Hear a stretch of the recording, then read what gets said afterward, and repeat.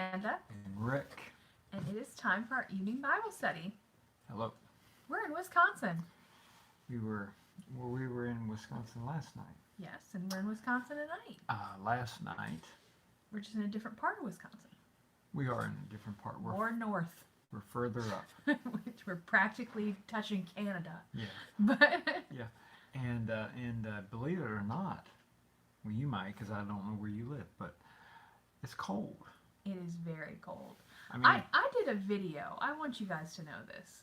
I did a video talking about things that I bought for Wisconsin, and I bought wintry type things, and there were people who were like, "Oh, Wisconsin is still warm this time of year." well, I mean, it's I don't think so. it's not it's not it's not freezing. Well, it's not far because- off of it. It's going to be in the 40s tonight. There are a lot of people wearing shorts and T-shirts and things. Yes, they are. The difference is they're not from North Carolina. Oh, So we're just a few days ago when we were in North Carolina. I mean, it's so humid that it's still sticky. You know yes. that gross kind of sticky, Yes. and that's what we were used to. And it didn't hit me till last night. It was kind of getting dark, and we were in Wisconsin, and we got out to get some gas. And it was the first time I noticed that the air had changed. Mm. It was a little breezy, and all of a sudden I noticed I was kind of clutching my arms, and I was like, whoa. It is just straight up cold today. So, Anyway, so we were just throwing that little bit of information out there just in case. just But letting you know. But truth be told, I like it. Shania said it was over 90 degrees and 90% humidity today. She's in Georgia. Not here, my friend. But I am liking Because it the was, coolness. I know, I I just wish like we had it. better clothes. I like it. I just wasn't thinking of it. Yeah. I wasn't prepared for it. It was, because it was like 90 something in North Carolina today. And very humid. But it was 67 today in the afternoon. It's going to be in the 40s tonight. But in the afternoon, it was windy, but it was like a cold wind breeze, the kind that goes through you, especially if you're wearing a T-shirt. Yeah. I shivered. Well, all right. So last night we started Psalm 127. Yes, and you remember, if you didn't see it, I took a break. We took a break, but what we said is that we're still doing the Genesis Bible study. But while we're traveling, Yes. and while we're here, and there's a wedding, and there's love in the air, and all the sap is, everywhere. We're talking more topical about love and even relationships and all that kind of stuff. So, So there you go. I guess on that note, so what I was going to say was we started Psalm 127 last night. And when we were doing the Bible study, the internet, we started having trouble with the internet. I don't know if we're going to have trouble with it tonight. So if we have any trouble, we want you to know we're just going to end it and we'll come back and try again tomorrow. So just be aware of that in case something comes up and it for some reason goes out. Just be aware that we're just going to end it and then try it back again tomorrow. Eventually, we'll finish it. Yeah. A 5-verse psalm. It might take forever. We're gonna try to do the 3 verses that we didn't finish last night. We're gonna try to do them That's the tonight, plan. and they all had to do with children, which obviously is something that's on our mind right now since we have one getting married, and so we've just been kind of reflecting on our children. So I think the verses are great for us. So if you guys are ready, we are going to do the last 3 verses of Psalm 127, verses 3, 4, and 5. Yep. We're in a cabin. Is where we're at. All right, so Sitting on the floor. so anyway, Psalm 127, starting verse 3, says, "Lo, children are an heritage of the Lord, and the fruit of the womb is his reward. As arrows are in the hand of the mighty man, so are children of the youth. Happy is the man that hath his quiver full of them. They shall not be ashamed, but they shall speak with the enemies in the gates." Oh, okay. I was like, that was my gift to you. Just run with it, Richard Beale. I didn't want to interrupt you. There But you go. okay. Children are an heritage unto the Lord. Okay, I think we covered verse 1 and 2, I thought, fairly well Mhm. last night. And it is a psalm on the family. A lot of application can be made. And like you said, it starts in verse 3 talking about the family. Mhm. The children are an heritage of the Lord. And that's one of the reasons, if I can point out, a very big reason the yawn comes. I'm very tired. Why a parent Mhm. should see that their child has value.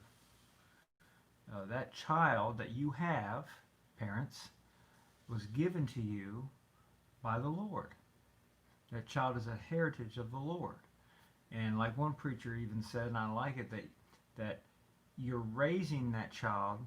I mean, for believers, parents, Christian parents should understand this. Mhm. You're raising that child not for you. Mhm. You're raising that child ultimately for the Lord Jesus Christ. Mhm. And that child is given to you, and you're a steward, essentially.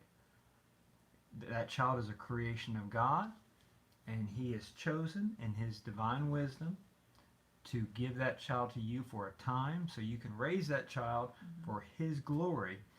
And during that time of training and raising, you should be teaching that child not just math and history and all those kinds of things. Yeah, history, Bible history. You should tell that child, explain to the son or daughter who Jesus is, what Jesus did for them. They should understand the plan of salvation, and they should understand the things of God.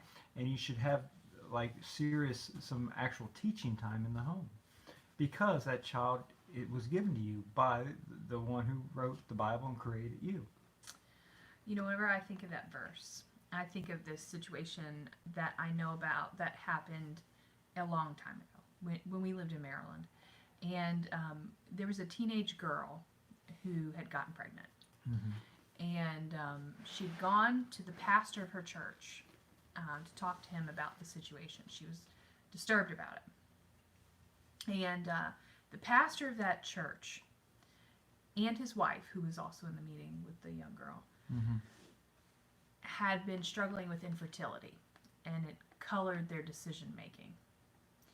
And essentially, they started being critical of that teenage girl, and not in a helpful way. Not to say, this, you could make some better decisions, but let's see what we can do. No, they were pretty harsh, and they essentially told her, maybe even straightforward told her, that she didn't deserve that child, and she needed to give that child up to someone else. And I think that it was in their mind because they were struggling with infertility, and one of the things the wife struggled with, and I know that she struggled with it because I was in a Bible study with her, and I remember being in that Bible study with her, and I was pregnant, and she had been struggling to have a child for a really long time.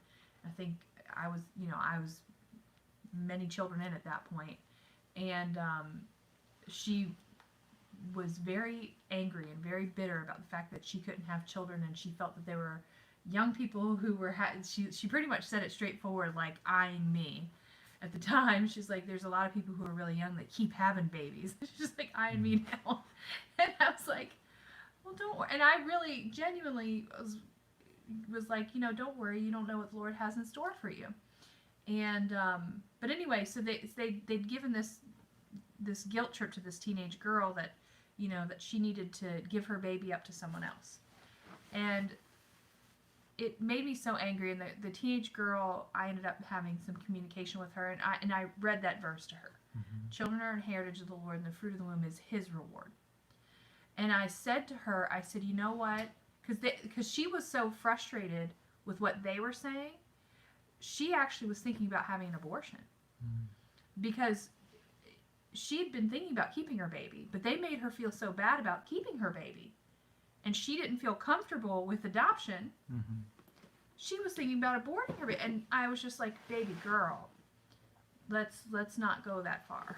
Just like, the fruit of the womb is His reward. The Lord gave you that child, and you are the one that He Mm-hmm. gave the child to, and you can make whatever, decision that you feel comfortable with in terms of whether you want to keep it or give it to someone else.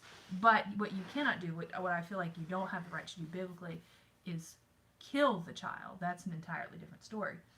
But anyway, so long story short, she did not have an abortion, and it ended up working out.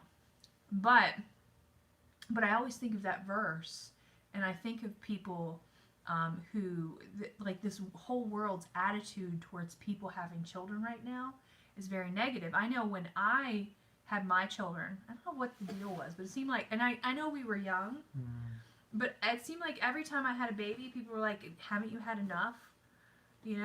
Don't you wanna like stop having kids now? Like, don't you know how that happens?" And it was just kind of that attitude of people toward people having children, and they didn't see children as being an heritage unto the Lord. They didn't see having children as being His reward. And so there's such a negative attitude toward children, and children are such a blessing. But there's so many negative voices in about it that maybe people are confused about it. But I think this is a good opportunity just to point out, children are a blessing. They're a heritage. They're a reward from the Lord.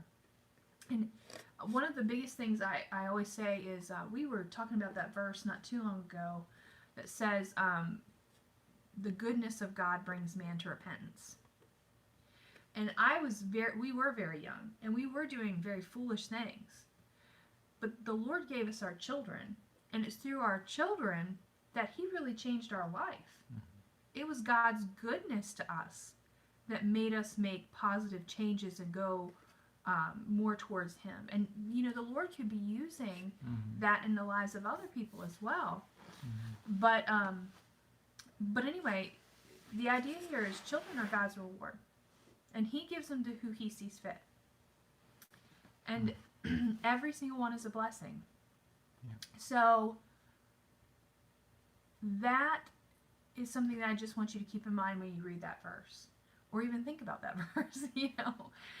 That children are a heritage. They're a reward. They're a good thing. It's not a bad thing to have children. Have children. If the Lord allows you to have them, so many people who can't. Children, and I'm glad you said it, and I'm glad the way you said it. Children are from the Lord. And really, the reason that we live in a world that doesn't value children is because folks don't, number one, the lost world, they don't value life in general. And children being the smallest, we're going way back to infant. Let's go to, a child that's unborn yet. You might need to talk louder. Yeah. Go ahead. You're telling me to talk. I'll get up close. A child that's unborn yet, lots of times this world, they don't value that child. That's why we have every year extreme, crazy numbers of abortions that just happen, and not just big numbers of performed abortions, but the crowd that supports it is growing. People that may have never had an abortion, but they're in favor of it. That is very sad. You can even take it too beyond abortion, and also to children who are born. A lot of people now, they decide they don't want their kids, and they're done with them. They'll give them to somebody else. I mean, there's really this whole attitude towards children that they're really just an inconvenience, and people just don't see them for the great blessing from God that they are. And it's pointed to us right now because we're on the tail end of the children journey. You know what I mean?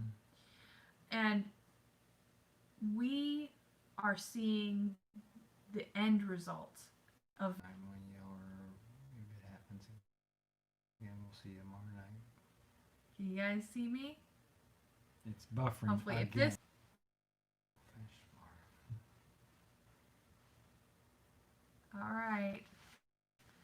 I'm not sure if you can see us, but if this keeps up, we're gonna have to to stop and we'll come back tomorrow night. Mhm.